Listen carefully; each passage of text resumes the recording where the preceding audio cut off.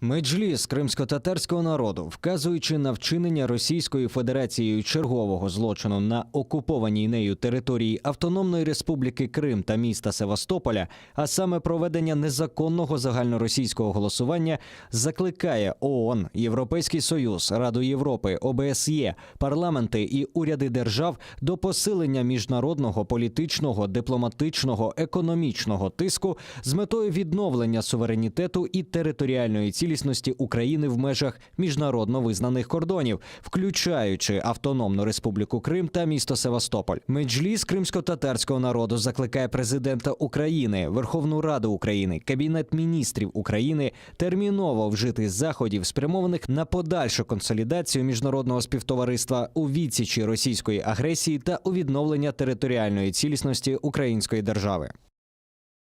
Какая реакция от международного сообщества должна последовать после проведения незаконного референдума на территории оккупированного Крыма? Буквально пару днів назад була інформація про те, що Європейський Союз поновив санкції проти Російської Федерації. Він поновлює кожні півроку. І це абсолютно адекватна ситуація, зважаючи на невиконання мінських домовленостей. Фактично таке формулювання було. Але я думаю, що Європейський Союз, точно так як міжнародна спільнота і Сполучені Штати Америки і Канада, має вводити чіткі санкції не тільки за те, що Росія не виконує мінські домовленості щодо Донбасу, а очевидно, що мають бути більш жорсткі санкції проти Росії, тому що вона окупувала Крим, а окрім того, що окупувала, ще і проводить масу різних незаконних спецоперацій, будемо казати так, на території окупованого Криму. Тому що референдум з певною легалізацією неможливості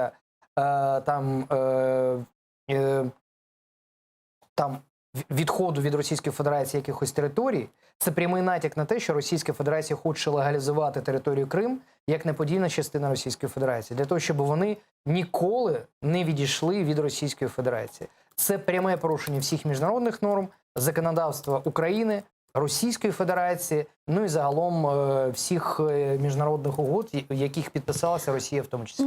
Вчера заместитель министра иностранных дел Украины Василь Бондар заявил о том, что у международного сообщества есть огромный спектр инструментов давления на Российскую Федерацию. Что они могут использовать по завершению этого незаконного голосования? Окей, да, у них есть эти инструменты. Какие именно и как они могут их использовать? Перше, це має бути позови до міжнародних судів.